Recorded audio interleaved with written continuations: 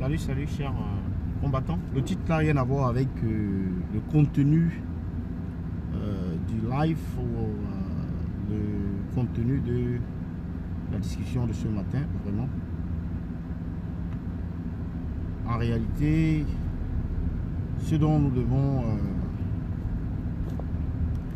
discuter ce matin, c'est plus ou moins cette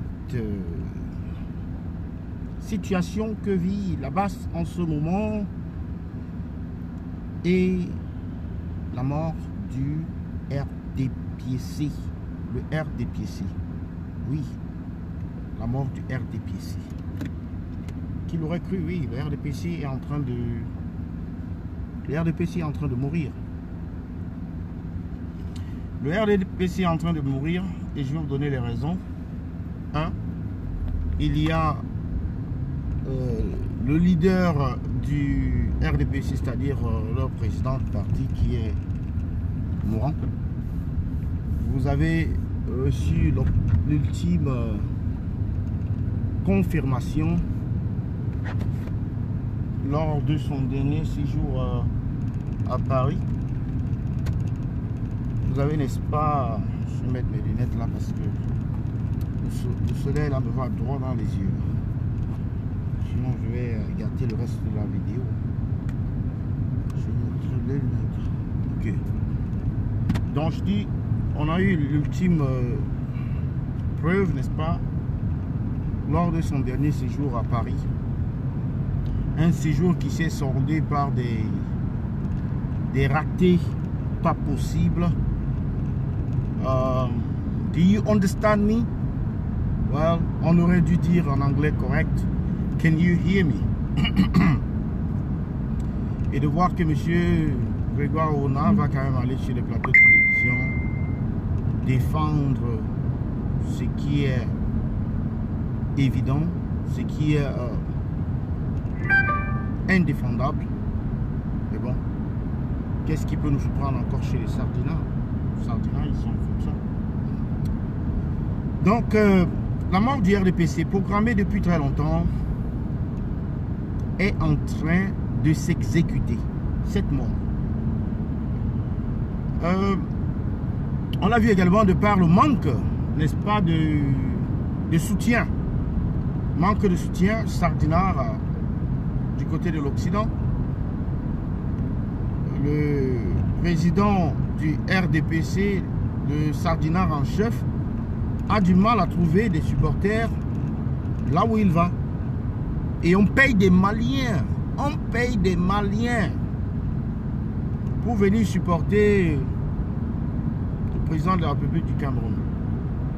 Ça veut dire que même la section ventre, parce que si même la section ventre du RDPC est finie, c'est dire que le RDPC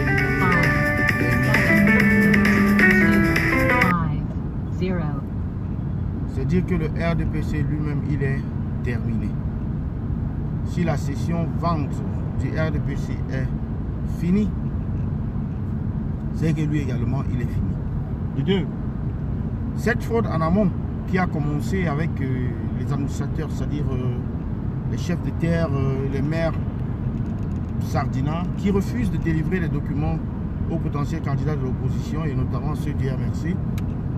C'est également une preuve que le RDPC veut fuir une mort certaine. Ils essaient de trouver des moyens de fuir une mort certaine. Mais ils ne peuvent pas. Ils vont fuir. Ils vont fuir ça comment? Quand Dieu a décidé,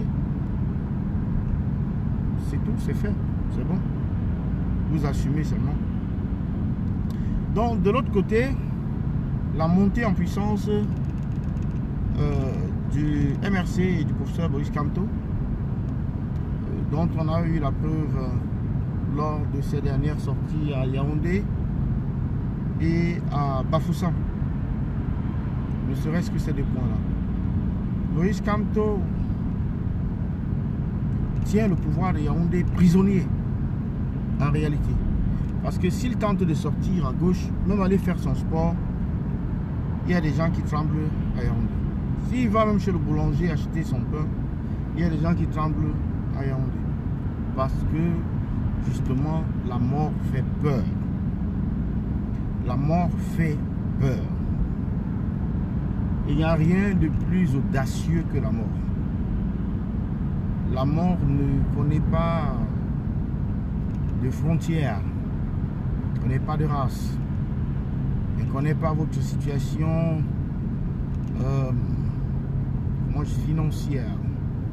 Vous êtes bourgeois, vous êtes pauvre, la mort vous fréquente sans barrière, sans complexe. J'ai vu une photo de une tyrannie règne par le mensonge et la manipulation. Le mensonge, la manipulation et bien sûr la force, la barbarie. J'ai vu une photo de Robert Mugabe avec des cheveux blancs, mais presque personne n'a jamais vu Robert Mugabe avec les cheveux blancs. Robert Mugabe, lorsqu'il a quitté le pouvoir, par la force pratiquement, avait du mal même à se mouvoir. Perte de mémoire par-ci, cheveux blancs là. Mais on n'avait jamais vu les cheveux blancs parce que il nous a toujours menti que lui, c'est un shogun qui avait toujours des cheveux noirs. C'est pareil pour M. Biya. On l'habille bien pour qu'il soit présentable. Même s'il fait des selles sur lui, ça on ne le saura pas. On doit soigner l'image pour nous, c'est-à-dire pour entretenir, n'est-ce pas, cette logique selon laquelle son âge ne pose pas un problème. Alors que sur l'arrière-plan, ce qu'on fait de lui, les difficultés qu'on a, on les cache au peuple. On leur dit, bon, mais tenez, M. Biya, il joue au tennis, hein. Il a toujours aimé le tennis dans tous les cas. Donc, c'était un grand sportif. Il se porte très bien. Même s'il a un cancer qui est en train de le finir. C'est ce que vous allez, n'est-ce pas, entendre venant des spies du régime, que M. Biya se porte bien. Le RDPC est en train de mourir aussi parce que la guerre des clans fait rage au sein de ce parti. Ça, c'est une guerre au sein du parti. L'autre guerre, c'est contre l'Ambazonie. Et l'Ambazonie va descendre le régime de Yaoundé. Si ce n'est pas eux, c'est que c'est le MRC. Sinon, les deux. Donc, rassurez-vous, nous sommes sur la bonne voie. Vous avez vu la vidéo de J. Rémy Gonon le week-end dernier à Paris, où il a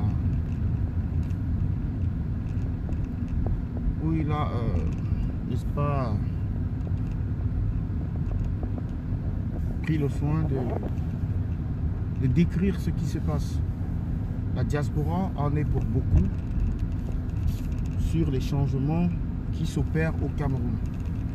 La diaspora est en réalité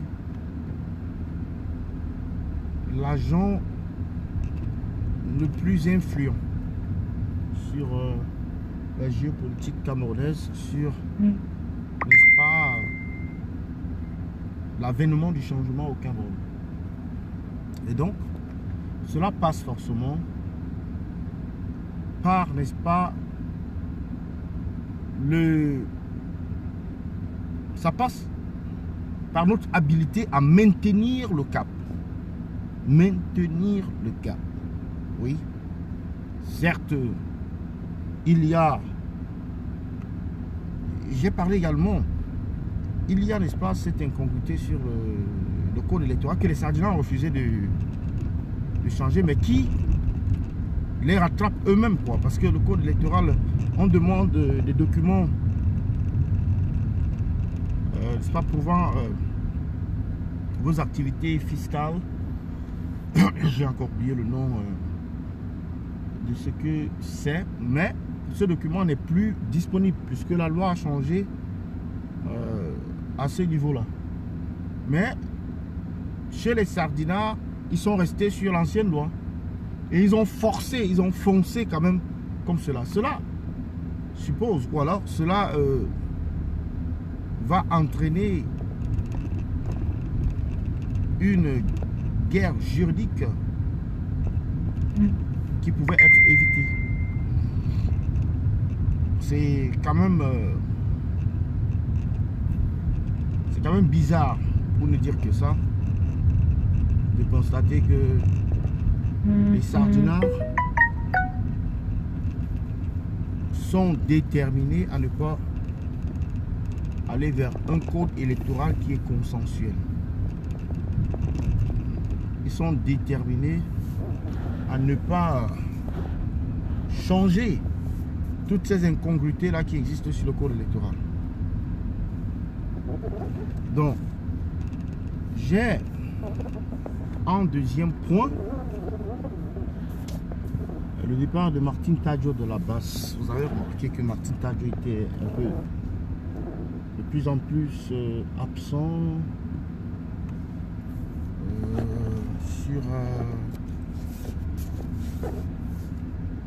il était de plus en plus absent sur les plateaux, sur le front de la Basse, sur les plateaux, les conférences de presse de la Basse. Bon, il dit qu'il n'a jamais assisté. Il a peut-être raison. Je lui donne peut-être raison à ce niveau-là. Mais le point qu'il n'a pas adressé dans son... Je vais vous parler des points qu'il a omis d'adresser dans sa vidéo d'explication. Tout le monde a le droit de partir. Hein. Tout le monde a le droit de partir. Maintenant,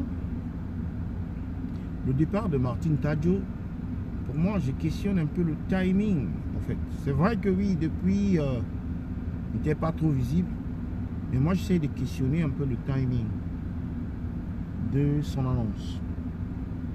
Mais bon, on se dit que cela n'a rien à voir avec les incidents de El Chenou, par exemple. C'est-à-dire l'affaire El Chenou. Même si les deux sont du même pays, c'est-à-dire l'Allemagne.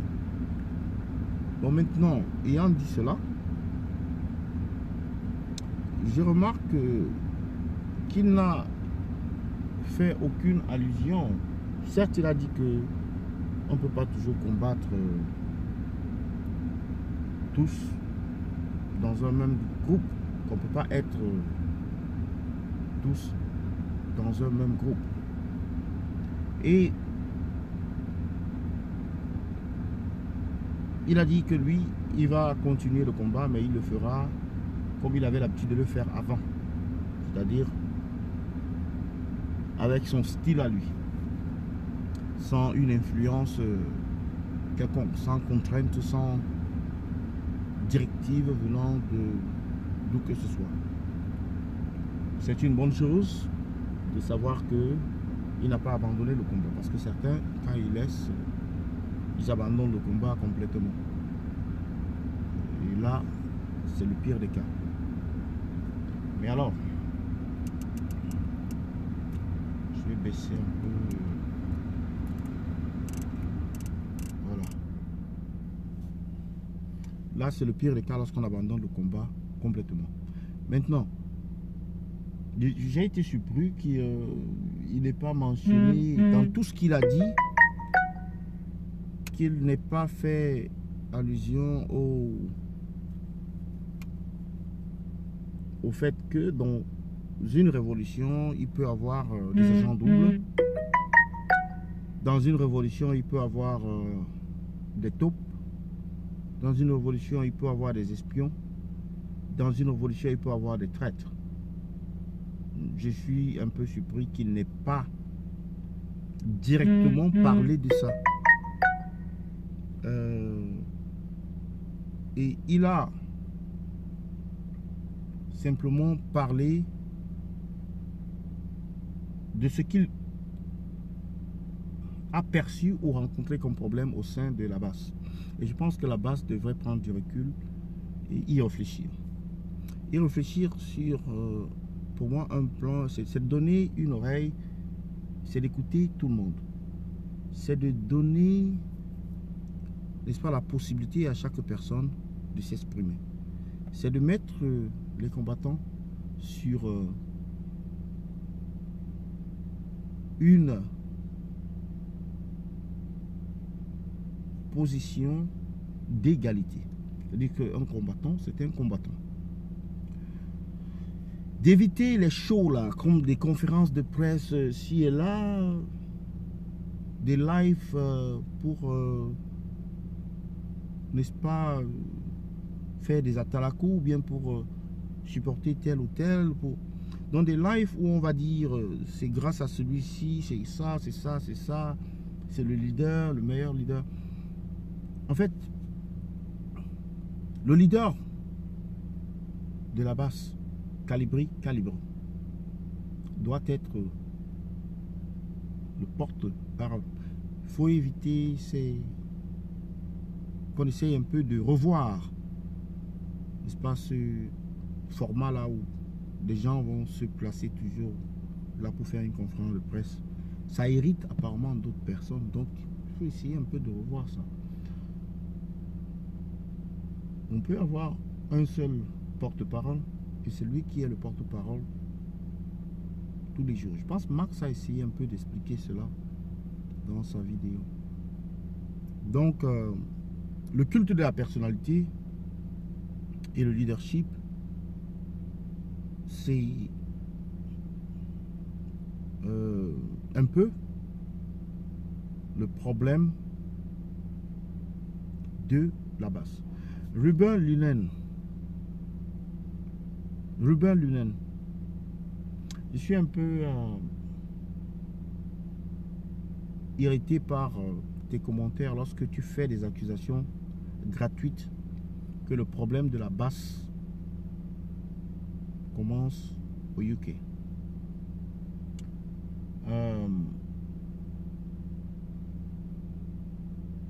C'est ta position, mais tu n'es pas obligé. On parle d'idées contraires ici. Parce qu'il a dit là quelque part que les gens n'acceptent pas une idée contraire. Mais lorsque quelqu'un, elle chez nous, il a dit que, non pas elle chez nous, Martin Tadjou, il a dit que parfois les gens n'acceptent pas des idées divergentes.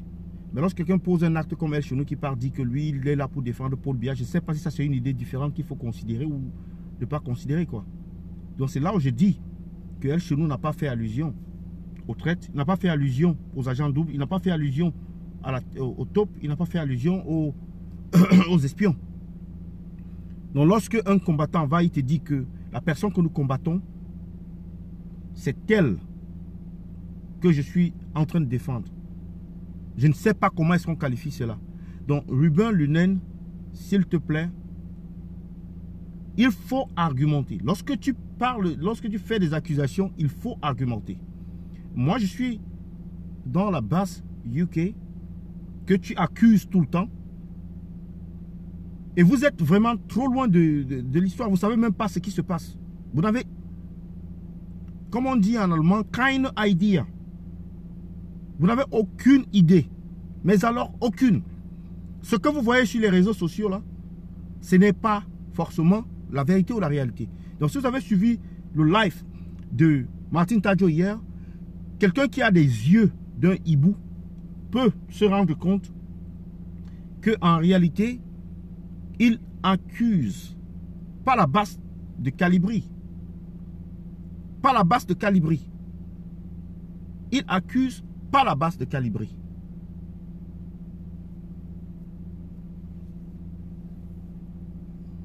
Dans ce direct, je ne peux pas prendre quelqu'un. Dans ce direct, je ne peux pas prendre quelqu'un. Je ne sais pas trop pourquoi. I am not. One second. I am not allowed to take somebody. Dans ce direct, je ne peux pas prendre là. Dans ce direct, je ne peux pas prendre. Ça ne me permet pas de prendre. Ça ne me permet pas de prendre quelqu'un en direct. Donc je dis, Ruben Linen, il faut arrêter tes accusations à 2 balles. Tu n'en sais rien du tout. Absolument rien du tout. Tu devrais plutôt essayer de t'approcher de quelqu'un comme moi pour obtenir, mais à plusieurs reprises, j'ai eu des échanges avec toi. À plusieurs reprises, j'ai eu à échanger avec toi. Et tu, pour certaines raisons, tu continues. Et quand j'échange avec toi, je te donne des évidences, quoi.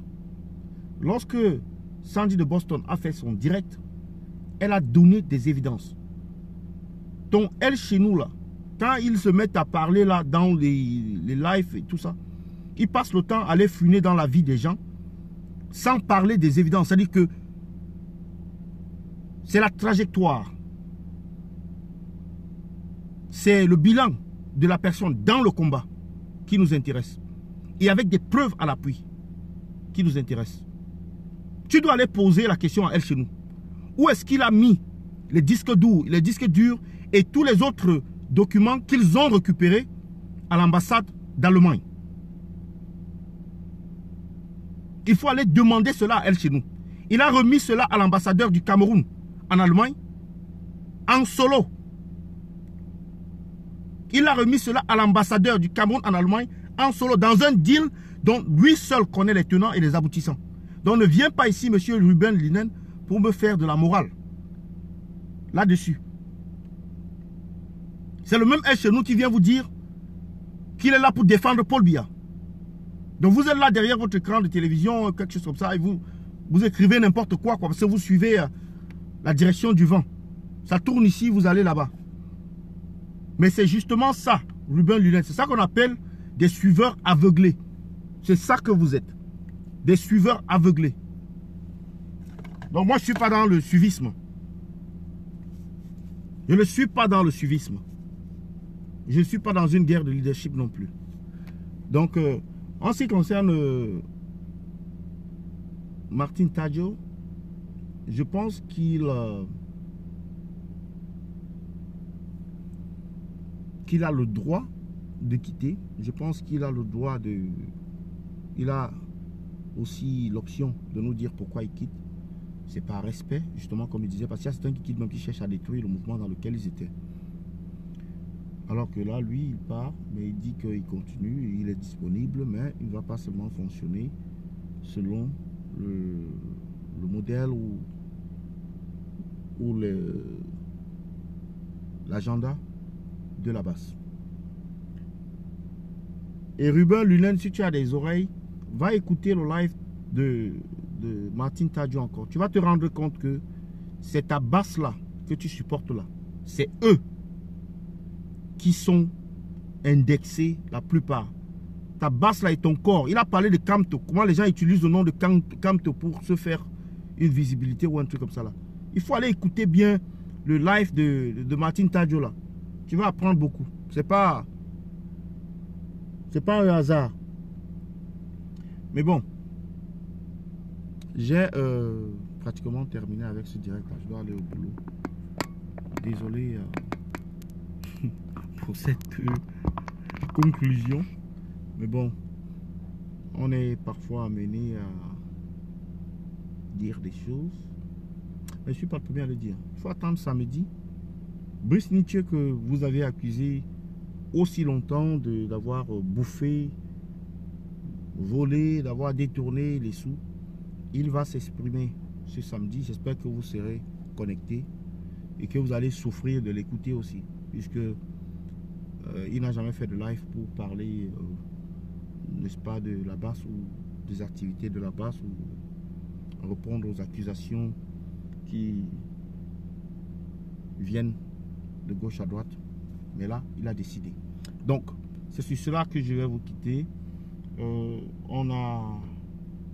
une journée de travail chargée aujourd'hui. Bonne journée à vous, bon début de semaine. Et le combat continue. La patrie ou la mort, nous vaincrons. C'était le Banin de Yingui. Bye bye.